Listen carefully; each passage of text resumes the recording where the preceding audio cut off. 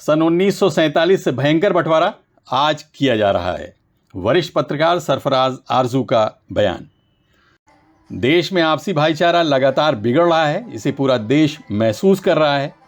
सांप्रदायिक सौहार्द को बचाने के लिए पूरे देश में अपने अपने स्तर से कोशिश की जा रही है। मुंबई में मुस्लिम काउंसिल ट्रस्ट ने इस मौके पर सभी धर्म और समाज से जुड़े प्रतिनिधियों को आमंत्रित किया, जिसमें बड़ी तादाद में दूसरे लोग भी शामिल हुए। ट्रस्ट के महासचिव और वरिष्ठ पत्रकार सरफराज आरजू ने कहा कि सन 1947 में देश का बंटवारा केवल भौगोलिक आधार पर किया गया था, लेकिन आज पूरे देश में सामाजिक बंटवारा किया जा रहा है, जो उस बंटवारे से ज़्यादा भयानक है। सबसे बड़ी बात तो ये है कि हमारे यहाँ के सियासतदान जो हैं वो नफ़रत की सियासत को जो है फ़रोग़ दे रहे हैं और अपने ज़ाती मफाद के लिए मुल्क के मफादात को जो है क़ुरबान कर रहे हैं। ये इसको कहते हैं ना कि तंग नज़री का ऐसा मुज़ाहरा है जिससे हिंदुस्तान का हर फ़िक्रमंद शहरी जो है वो उस बारे में तशवीश में मुब्तला है कि भाई ये चीज़ अगर रोकी नहीं गई और इसको जो है अगर हमने काबू में नहीं किया तो बात बहुत बिगड़ जाएगी। और मैंने जैसा कि पहले भी कहा था कि हमारे मुल्क का पार्टीशन असल जो है वो 1947 में नहीं हुआ है। पार्टीशन तो अब हो रहा है। वो जो पार्टीशन था वो तो जोग्राफियाई था। आज जो पार्टीशन हो रहा है वो तो लोगों के दिलों के दरमियान और इमोशनल जो है उनके दरमियान जो है दीवारें खड़ी की जा रही हैं और एक को दूसरे के ख़िलाफ़ सफ़ारा किया जा रहा है। इस कोशिश के ख़िलाफ़ भी जो है आवाज़ें उठनी चाहिए और इस ट्रेंड की मुखालफत करने वाले लोगों को भी जो है आगे आना चाहिए, मैदान में आना चाहिए। इसी बात को मद्देनज़र रखते हुए आज ये जो है पैगाम इंसानियत का जो है जलसा मुनक्किद किया गया था। पैगाम इंसानियत के लिए आयोजित इस प्रोग्राम में मौजूद सभी मेहमानों ने देश में सौहार्द को बढ़ावा देने के लिए अपने अपने विचार रखे। जन्म झाला आहे, परंतु देशाला नाव बुद्धस्थान असं देत नाहीये। जे देशाच्या संविधानामध्ये इंडिया आणि भारत असं नाव आहे तेच मी संबोधित आहे। ठीक आहे, तेव्हा हा हिंदू राष्ट्र नाही, हा मुस्लिम राष्ट्र नाही, हा ख्रिश्चन राष्ट्र नाही, हा सिख राष्ट्र नाही, हा कुठल्याच धर्माचा राष्ट्र नाही। ज्याही विचाराला, ज्याही विचारधारेला तुम्हाला जपायचंय, मानायचंय, त्याच्यानुसार जगायचंय, पण ते जगण्यासाठी तुम्हाला तुमचा संविधान ना तुम्हाला राइट्स दिलेले हैं। केवल हमारे इब्राहिम ताया का शुक्रिया अदा करता हूँ कि बहुत ही अच्छी सोच है इनकी और खास करके ट्रस्ट है मुस्लिम काउंसिल ट्रस्ट, ये पिछले काफ़ी सालों से इस काम को लगा हुआ है कि तमाम मज़हब के लोगों को जोड़कर एक अच्छा माहौल बनाया जाए। तो मैं सिर्फ आपको मुबारकबाद देने यहाँ पहुँचा हूँ। एक खाली आपको बात याद दिला दूँ कि इनकी सोच कितनी पाक साफ है और हमारे देश के लिए, हमारी कंट्री के लिए, हमारे यहाँ के लोगों के लिए एक बहुत बड़ी बात हुई थी हिंदुस्तान के अंदर। आपने तो मना किया हिंदुस्तान नहीं बोलना, लेकिन वो हमारे जुबान पे चढ़ गया है। तो भारत में एक ऐसा हादसा हुआ था कि पाकिस्तान के टेररिस्ट आए थे और यहाँ बड़ा हंगामा हुआ था, काफ़ी फायरिंग हुई, काफ़ी लोग मर गए और पूरे वर्ल्ड के अंदर इसके बारे में चर्चा हुई। तो एक ही आवाज़ उठकर आई पूरे भारत में कि जो लोग इस काम के लिए आए थे, जिन्होंने ये माहौल ख़राब किया या जो सोच कर आए थे, उनको भारत की धरती पर दफना नहीं देंगे हम लोग। तो यहाँ उनको दफनाने के लिए मना करना ये इनका हालांकि वो आने वाले मुस्लिम थे, तब भी इन्होंने ये ऑब्जेक्शन लिया। उसकी काफ़ी लोगों ने सताइश की, काफ़ी तारीफ की। तो इनके इंटेंशन बहुत क्लियर हैं कि चाहते हैं कि तमाम मजहब के लोग जुड़कर एक अच्छा माहौल बनाए। बहुत बहुत शुक्रिया आपका, बहुत मुबारक आपको, तमाम हमारे धर्मगुरु का बहुत बहुत शुक्रिया। असल में इंसानियत का पैगाम देने की आज जो कोशिश हो रही है, तो आपको एक छोटी सी बात ही मैं बता दूं, जब भी किसी भी मुल्क में कहीं भी माहौल जब काबिल लाहौल हो जाता है, इस मुल्क में ऐसा लग रहा है कि जो सिलसिला चल पड़ा है पैगाम इंसानियत का, कहीं ना कहीं माहौल काबिल लाहौल हो गया है और उसके लिए लोगों को अब मिलजुल के मेल मिलाप की बातें करना पड़ रही हैं। इसमें कुछ तो होते हैं मोहब्बत में जुनून के आसार, कुछ तो सियासी लोग भी दीवाना बना देते हैं लोगों को, कौमों को, धर्म के लोगों में आपस में अधर्मी लोग उन्हें लड़ाने की कोशिश करते हैं। हिंदुस्तान की एक सभ्यता रही है, इसका अपना एक मिजाज रहा है, इसका अपना एक कल्चर रहा है, गंगा जमनी तहज़ीब। यहाँ कभी ये चीज़ इतनी बड़े पैमाने पे होती नहीं थी, जो अभी चंद सालों में हम देख रहे हैं। एक ज़माने तक ये सिलसिले दूसरी हुकूमतें भी थी, ये हुकूमत भी है और कई हुकूमतें आएंगी, ये सिलसिला चलता रहेगा इंसानों के दरमियान, कहीं टकराव का, कहीं मनमुटाव का। लेकिन इसको हमेशा मज़हब के जो पेशरो हैं, मेहरबान हैं, जो लोग हैं, सेकुलर हैं, वो इस चीज़ को, इस लानत को दूर करने की कोशिश करते हैं। अब जो सिलसिला चला है उसकी वजह यह है कि अब इंसानियत जो है घुट रही है। उसकी वजह है कि घुटने की जो है वो वजह सियासी तौर पर एक दूसरे को, लोगों को जो लड़ाने की कोशिश की जा रही है, लोग इसे नापसंद करते हैं, इसे उखाड़ फेंकना चाहते हैं। लेकिन अभी हिम्मत नहीं है कि कौन आगे बढ़े, बिल्ली के गले में घंटी कौन बांधे। एक दौर था जब गांधी थे, उनकी एक आंधी उठी थी, उस आंधी में कुछ अच्छे लीडर भी थे जिन्होंने इस काम में हमें मदद की इंसानियत के लिए। अबुल कलाम आज़ाद हों, हज़रत मोहानी हों, यहाँ तक के ध्यानचंद जैन हों, सुभाष चंद्र बोस हों, इन सब ने काम किया इस मुल्क की बुनियाद को मजबूत बनाने के लिए।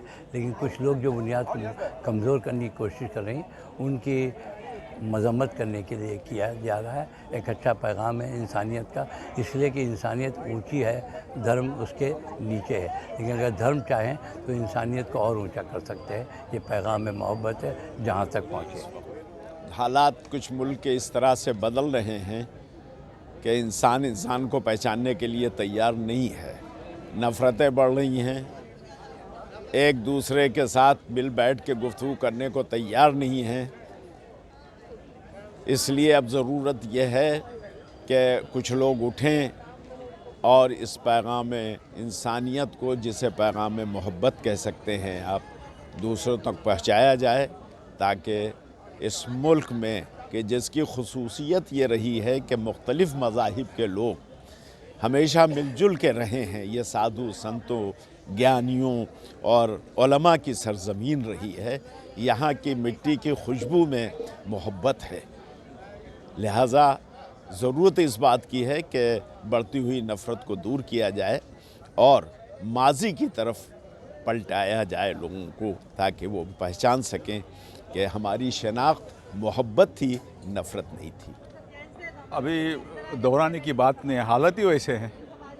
हमें तो हमारे दिलों को धर्म के नाम पे अलग करके रखा है और हम सब देख रहे हैं, ख़ास करके एक समुदाय के साथ, ख़ास करके मुस्लिम समुदाय के साथ जिस तरह से उसका इकोनॉमिक डिसएम्पावरमेंट हो रहा है, लिंचिंग्स हो रहे हैं और जिस तरह से जो वातावरण हो रहा है, हम सोचते हैं कि अगर हम यहाँ पे चुप्पी करेंगे तो हमें हमारी जो व्यवस्था है उसकी दुर्व्यवस्था होने वाली है। उस हिसाब से ये कोशिश है कि लोग विभिन्न धर्मों के साथ में मिलकर ये जो गलत बात हो रही है उसके विरुद्ध खड़े रह के बात करना चाहिए। हमारे देश में इंसानों को लड़ाया जा रहा है। हिंदू मुस्लिम को आपस में मिलने नहीं दिया जा रहा है। एक दूसरों की बुराइयों पे लोग आमदा है और हमारी ये कोशिश रहेगी कि लोग इंसान को इंसान समझे और जानवरों की तरह बिहेव ना करे।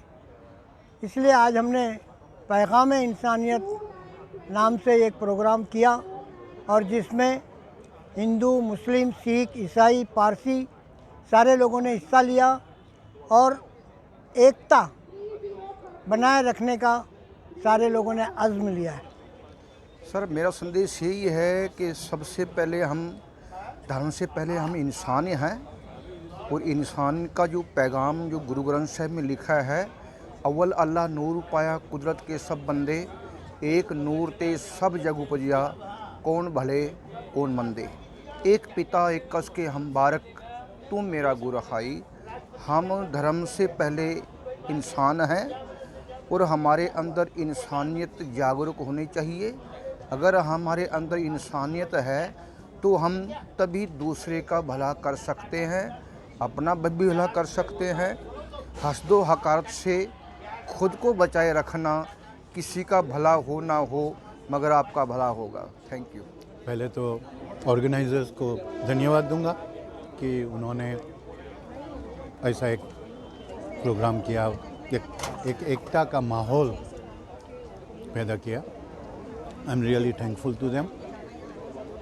आज हमारी सोसाइटी में, हमारे कंट्री में इसकी बहुत ज़रूरत है और हम सब एक दूसरे से मिलजुल के रहे, एक दूसरे के ऊपर नफ़रत नहीं, सिर्फ मोहब्बत का पैगाम दे, इसकी खास ज़रूरत है।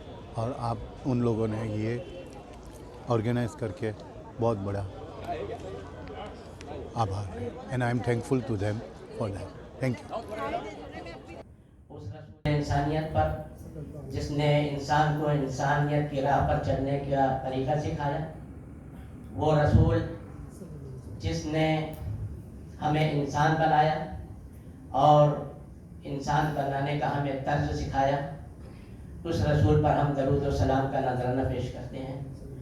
जिस रसूल ने ये कहा कि वो शख्स मोमिन नहीं हो सकता जिसका पड़ोसी उसके शर से महफूज ना हो, वो रसूल जिसने कहा कि वो मुसलमान नहीं हो सकता जो पेट भर कर खाना खाए और उसका पड़ोसी भूखा रहे, वो रसूल जिसने सिर्फ इंसानियत ही की नहीं बल्कि इंसानों को इंसान के अलावा दीगर मखलूक़ात के तरफ भी रहम करने की तालीम दी, वो रसूल जिसने एक बिल्ली को खाना रोक देने की वजह से जहन्नम का हकदार बनाया, उसी रसूल ने ये भी बताया कि जिसने कुत्ते को पानी पिलाया उस खताकार औरत के लिए जन्नत है।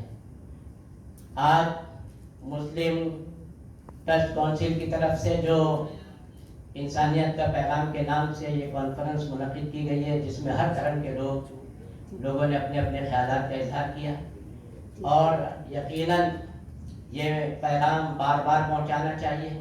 ये इस्लाम का पैगाम है, ये इस्लाम की तालीम है, ये इस्लाम का दर्स है कि जहाँ नफरत की दीवार खड़ी की जाए वहाँ तुम मोहब्बत के पैगाम से अपने वतन को, अपनी सरजमीन को, अपने भाइयों को खुशहाल बनाओ।